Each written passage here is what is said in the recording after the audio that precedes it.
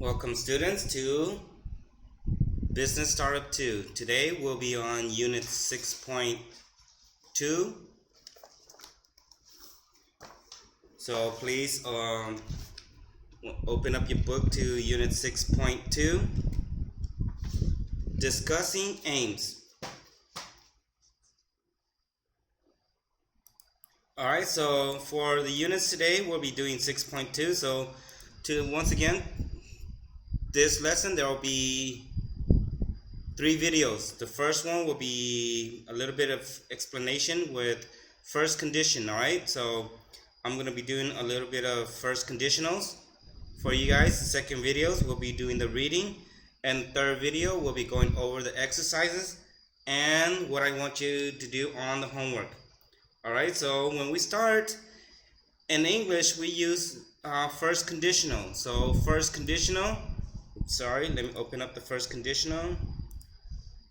First conditional, when we talk about conditionals, we are talking about type 1. So type 1 refers to a possible condition and its probable results. These sentences are based on facts, and they are used to make statements about the real world and about particular situation.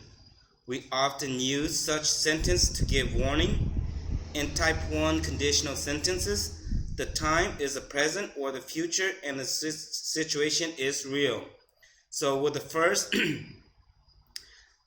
the type 1 conditional, we have the if clause, the condition, and we have the main clause, the result. So for the condition, we have if plus simple present, and for the main clause, we have simple future. So for the first conditional, this is what it means.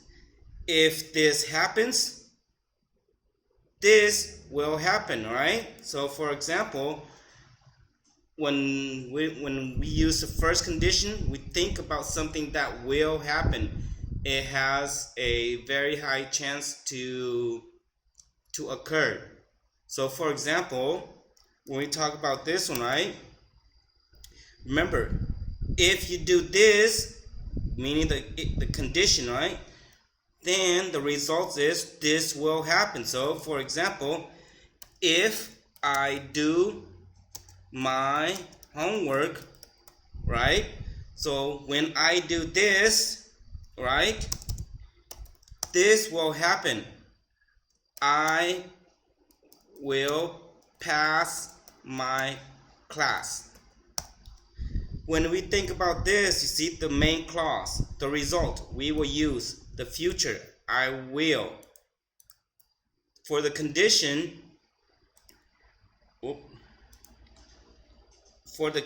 right, we use the if. We use this as a present simple. So with the first condition, this means we do this when we do this, when or if. If, right? So when or if we do this, this will happen. This will happen, this will occur. Right? So for this part, we use the will right here.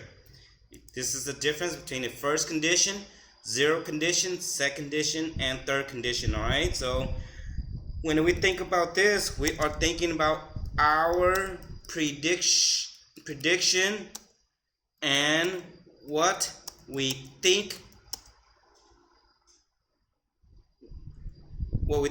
will happen. What this means is we think that this has a very good or high chance to happen. Alright, so this is the first condition. Once again, when we talk about the condition, when we think something will happen, the main clause, what will happen, we use a simple future. So with the simple future, remember, we have to use will. All right, will. So we do use will. Another part about condition is for the clause, for the condition, or what we do or what we will do, we cannot use for this one. We cannot use modal verbs. So the modal verb does not go in your condition. For this one, modal verbs go in this section. Well, not section, but in this part. Alright, so we cannot use the modal verbs in here. We use it over here in the main clause. If we have the if part over here, for grammar wise, we need a comma. See, when we have the if over here, we need a comma. When we talk about this sentence, right? So if you look at this sentence, right? If I do my homework, we need a comma, right? When we put the condition first, right here. When we put the condition first, we need a comma. I will pass my class. For the next part, if we don't have it right here, I will pass my class if I do my homework. Right? You notice that for this part right here, right? For this section right here, when we put this at the end, you see how we do not have a comma right here. But if we put it in the front right here, we need to put a comma after the condition, after the if. If I do this, comma, this occurs. This occur if I do my homework, no comma usage, all right? So this is part of the grammar. So with this, we use this a lot, and especially for business English or your everyday English. When we do this, we do use the first condition a lot. So that's why I'm taking the time to go over the first condition. The second and the third condition, we do use it a little, but typically the reason why we use the first condition is because we think this will happen. So this has a very high chance to happen. All right? So that's why we use this. So for example, look at some of this example. If it rains, comma, you will get wet. If Sally is late, again, I will be mad. For this one, we don't really need this part. We can take it out. I will be mad. It's the same.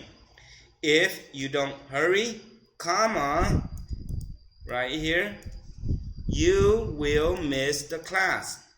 Right? See how every single time we have the if first? We need a comma after the if section.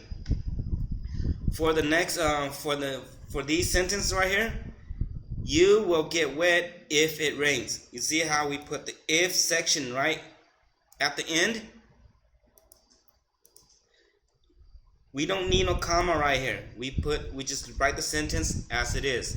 See, I will be mad if Sally is late again. If Sally is late again. See how this goes at the end? We don't need a comma. But if we put it in the front right here, we need a comma. You will miss the bus if you don't hurry. See, so both of this sentence means the same. Depending on how you use it. It don't really matter which style you use it. You can put the condition first, or you can put the condition at the end. When the condition comes first, we need a comma to tell people that this is the condition. Remember that type 1 is different from type 0, type 2, and type 3. Type 1 is a possible outcome, right? A possible condition and its probable result. So what this right here, what this section right here mean is that, let me put it right here so we can understand. This is what we think should or will happen. All right, so this is what it means. As the speaker, when you put it in the first condition, possible condition and its probable results, what we think should happen. So depending on each speaker. So that's why when we use the first condition, we're telling them, you do this, I think this will happen. That's what it means. But we just don't like to use I think. We use it will. All right? And sometimes we use this as a warning. If you kick the dog will bite you. See? So when we use this one right here, right? So this is a warning a lot of the times. If you kick the dog, it will bite you. See, so this is another part of a warning right here. So you are telling somebody, anyone, you do this will happen. See, we often use it as a warning. If you kick the dog, it will bite you. And we use it as something that we think should occur when you do it. So this is the difference between a type 1, all right? So we do use a type 1 condition. So please practice a lot of these type 1 conditions. Remember, the only difference between the type 1, type 0, and type 2, type 3 is that we use a present simple for our condition, and we use a simple future for our clause. So this is only the difference. For the other one, I will not teach you the type 2 and type 3. I did remember teaching this in grammar, so if you learn this from me in grammar, it will be good. If you don't, then it will be something for you to look it over. But please remember that we do use a type 1 condition a lot for a lot of our English, especially for business, because we are telling them something is going to happen when we do a business. If you don't do this, this will happen to your business. See, so that's why we use these. If I buy a new cell phone, I will take better picture. If you do not go to Thailand, something bad will happen, as a warning. If you don't go to Thailand, right, you will miss the seminar, the meeting. All right, so let's look at some of these examples, and I will tell you more about the examples. If I have time, I'll finish that letter. This just means I will finish this letter. See, we use the modal verbs at the, sorry, this one, I know you guys can't see this. Let me see if I can make this. There you go. See, so we use the future tense, will, on our main clause. Nobody will notice if you make a mistake. If you don't drop the gun, I'll shoot. You see how we have the if in the as at the start of the sentence, so we need a comma right here. Let me change it. Oh, sorry, I know you guys can't see this, so let me make it into something. All right, so let's look at some of this, okay? What will you do if you miss the plane? See, we can use this as a question. What will you do?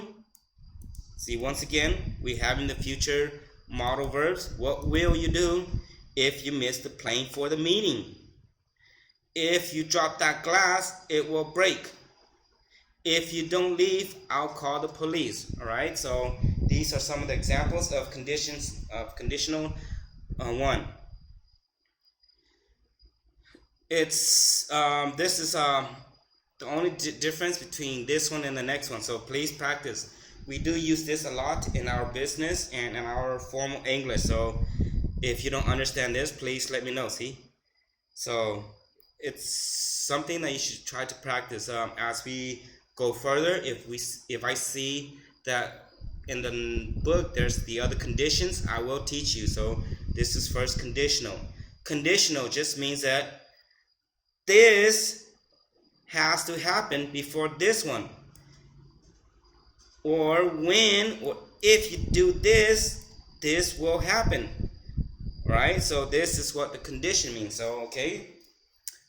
And I think this will be it for the first condition. So for the next video, we will be going over Unit 6.2, discussing aims. And as we read these, I will give you guys some of the vocabulary, and for the third video, we'll go over the exercises.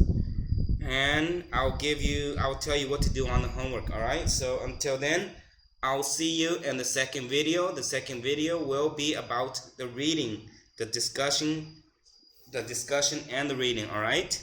So until then, have a wonderful day.